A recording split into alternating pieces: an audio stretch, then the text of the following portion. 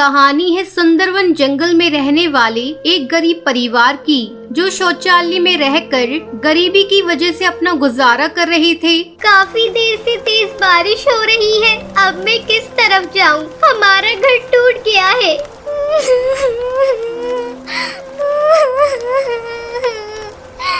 जा बेटी, अपनी बहन पिंकी को ले आ। फिर टुनटुनी पिंकी को ले आती है और तीनों पास के जंगल में छोटे से घर में चली जाती हैं।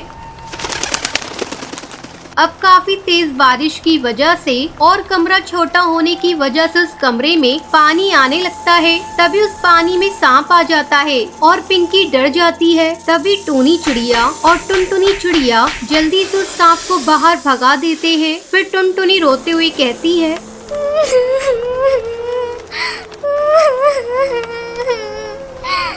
माँ, हमें कब तक ऐसे रहना पड़ेगा? पूरी दुनिया में ऐसा कोई नहीं होगा जो शौचालय को ही घर समझकर रहते हैं। माँ, हम इतने गरीब क्यों है माँ? टूनी चिड़िया के पास इसका कोई जवाब नहीं था। टूनी चिड़िया अपने बच्चों को मुसीबत में देखकर बहुत रोती है और उसके पास कोई रास्ता भी नहीं था। एक साल पहले टूनी चिड़िया एक घर में अपने पति टुन्नू और दोनों बेटियों के साथ रहती थी। अचानक से पति की मौत के बाद टूनी चिड़िया अपनी बेटियों को जैसे तैसे करके पाल रही थी। तभी तेज तूफान आता है और उसमें उनका घोंसला टूट जाता है। टूनी चिड़िया साहूकार के दफ्तर जाती है। वहाँ पर बैठा मैनेजर कहता है, तो फिर आ गई, अब जाओ यहाँ से। यहाँ पहले से इतना सारा काम है और तुम बार बार आ जाती हो। ये सुनकर टूनी चिड़िया कहती है, ऐसा मत बोलिए साहब, काफी टाइम से मैं और मेरे बच्चे बिना छत के एक पेड़ पर गुजारा कर रहे हैं। तूफान, बारिश और जंगली जानवरों का भी खतरा है, तो आप हमारे घर को ठीक करवा दीजिए। अब कालू टूनी को वहाँ से भगाने के लिए वो उससे कहता है, हाँ अब जाओ यहाँ से, हम कुछ करते हैं, तुम परेशान मत हो। ये सुनते हुए टूनी चिड़िया वहाँ से चली जाती है। ऐसे ही एक साल गुजर जाता है, लेकिन अभी तक इंश्योरेंस ऑफिस से कालू कौवे का जवाब नहीं आता है। अब टूनी और उसकी दोनों बेटियों का वहाँ पर गुजारा करना बहुत मुश्किल हो रहा था। तभी टुनटुनी चिड़िया कहती है, माँ, आप मुझे सरकारी दफ्तर बताइए, मैं जाती हूँ वहाँ पर। शायद मासूम चिड़िया को देखकर वो मेरी बात मान ले। अब टूनी चिड़िया अपनी दोनों बेटियों को लेकर उसके दफ्तर चली जाती है। तभी वहाँ बंटी कबूतर नाम का पक्षी बैठा हुआ था। टुनटुनी चिड़िया उससे कहती है, भाई साहब, हमारा घर पिछले साल तेज बारिश में टूट गया था और अब हम एक छोटे से शौचालय को घर बनाकर रह रहे हैं, तो आप कुछ करिए, हम गरीब की कोई नहीं सुन रहा है।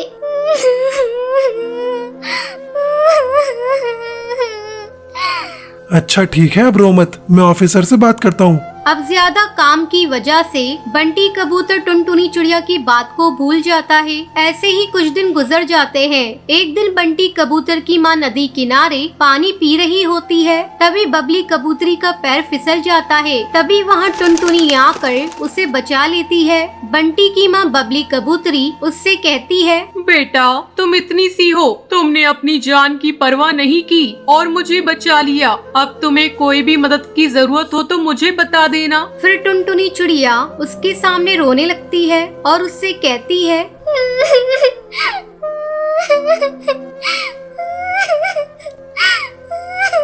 आंटी जी, हमारा घर नहीं है, वो टूट गया है। सरकारी दफ्तर वाले सुनते नहीं है। हम छोटे से शौचालय में रहकर अपना गुजारा कर रहे हैं और उसे ही अपना घर बना लिया है। अब बबली कबूतरी घर जाकर बंटी कबूतर को सारी बात बताती है। वहीं दूसरी तरफ टूनी चिड़िया और उसकी बेटियां गरीबी से परेशान होकर फांसी लगाने वाली होती हैं कि बंटी कबूतर वहां आ जाता है और उन्हें बचा लेता है। तभी जल्दी से बंटी उनके टूटे घर को सही करवा देता है। ये देखकर टूनी और उसकी बेटियां बहुत ही खुश होती हैं। आंटी जी, शुक्रिया आपका, जो आपने हमें बचा लिया। उसके बाद बबली कबूतरी टूनी चिड़िया और उसकी बेटियों को काम पर लगवा देती है। फिर वो सभी एक साथ बहुत खुश रहती हैं।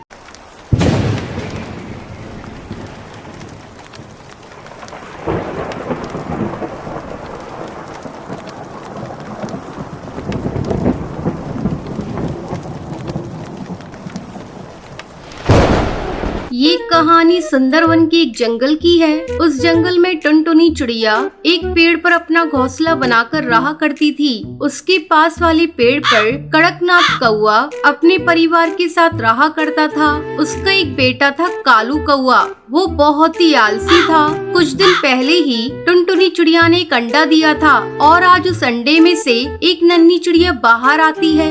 आज मेरा माँ बनने का सपना पूरा हो गया। मेरी बेटी कितनी मासूम है, मैं इसे कभी भी कोई परेशानी नहीं होने दूंगी। इसी तरह कुछ दिन गुजर जाते हैं। एक दिन टुनटुनी चिड़िया भोजन की तलाश में जा रही थी। तभी कालू कौआ उसके घोंसले के पास आता है। अरे कालू भैया, अच्छा हुआ जो तुम आ गए। मैं अभी आपके पास ही आने वाली थी। क्यों, क्या हुआ? कालू भैया, मैं भोजन की तलाश में जा रही हूँ। आप मेरी बच्ची का ख्याल रखिएगा, मैं अभी आ जाऊंगी। ठीक है बहन, तुम जाओ, मैं तुम्हारे बच्चे का ख्याल रखूंगा, लेकिन आते समय मेरे लिए भी भोजन लेती आना। हाँ हाँ कालू भैया, आप चिंता मत करिए, मैं जरूर लेती आऊंगी आपका भी भोजन। इतना कहकर टुनटुनी चिड़िया भोजन की तलाश में चली जाती है। कालू कौआ चिड़िया की बेटी की देखभाल करने लगता है। थोड़ी देर बाद जब टुनटुनी भोजन लेकर आती है।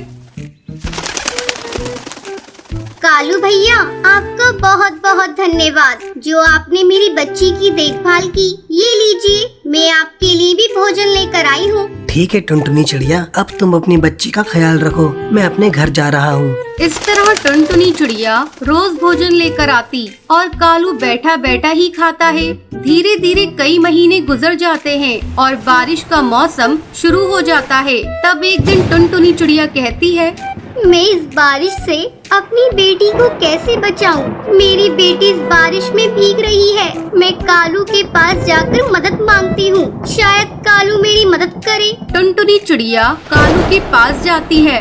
भैया, इस बारिश में मेरा घोंसला पूरा भीग गया है। अब मेरा घोंसला पता नहीं कब टूट जाए। क्या बारिश रुकने तक आप मुझे अपने घोंसले में रहने दे सकते हैं? मैं अपनी बेटी को अपने साथ लेकर आई हूँ। टुनटुनी चिड़िया, मैं तुम्हें साफ साफ बता देना चाहता हूँ, मेरे घोंसले में इतनी जगह नहीं है मैं तुम दोनों माँ बेटी को रख सकूँ। तुम कोई दूसरा आशियाना देखो।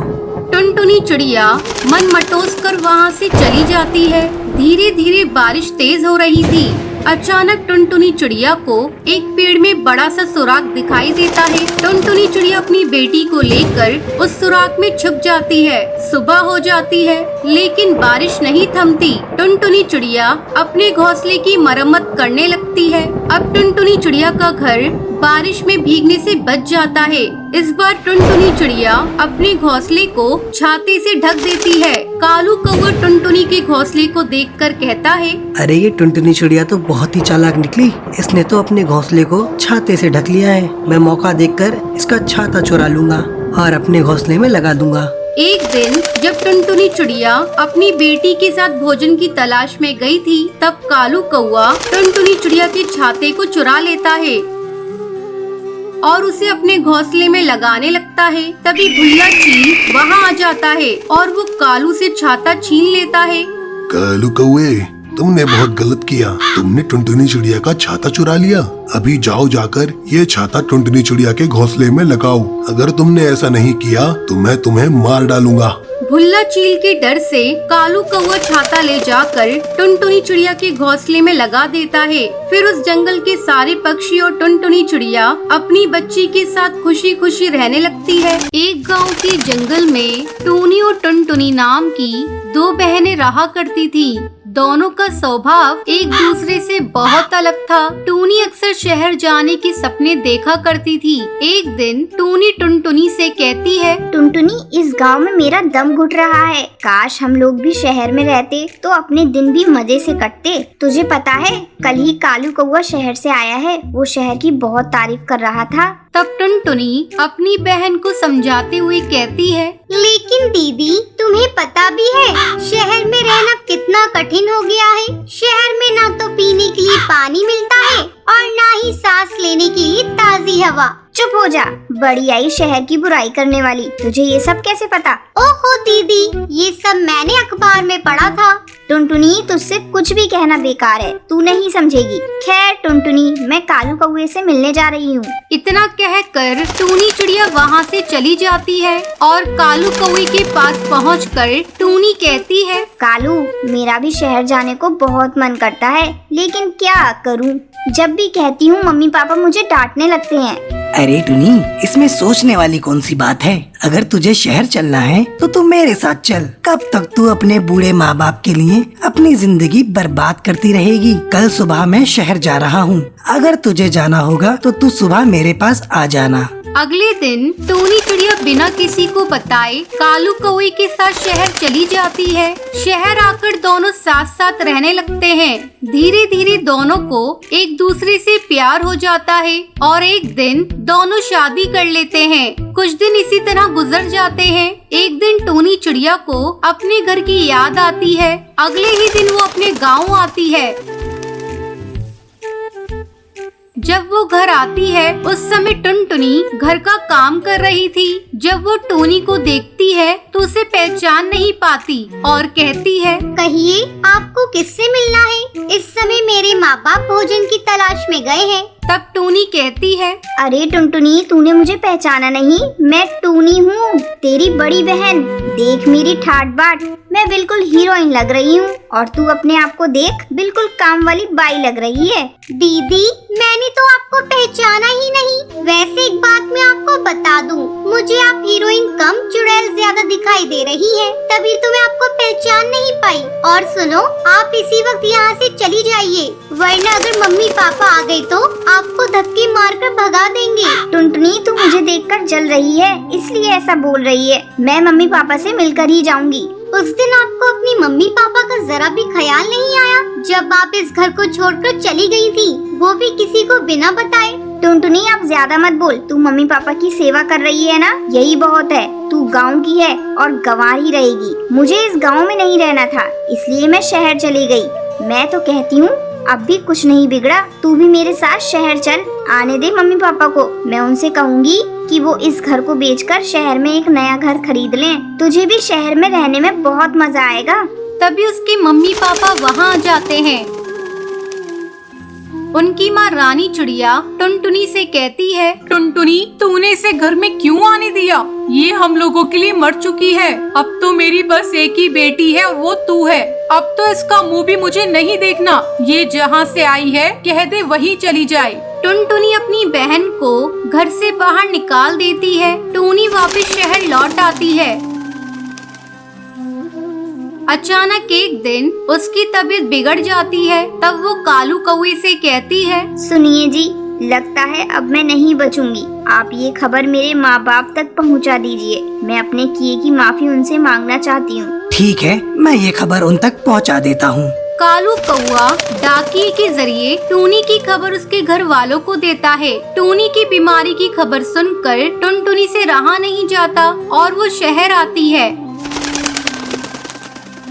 जब टूनी अपनी बहन को देखती है तो वो उससे माफी मांगती है। तब टुनटुनी उससे कहती है, दीदी, अब तुम सोचना बंद करो। मम्मी पापा ने तुम्हें माफ कर दिया है। अगर तुम्हें शहर में रहना अच्छा लगता है तो तुम खुशी खुशी यहाँ रहो। मम्मी पापा को अब तुमसे कोई शिकायत नहीं है। टुनटुनी के मुंह से ये बातें सुनकर टूनी को बहुत ही राहत मिलती है और वो धीरे धीरे ठीक हो जाती है। इस तरह दोनों बहनें अपनी अपनी जिंदगी हंसी खुशी बिताने लगती हैं।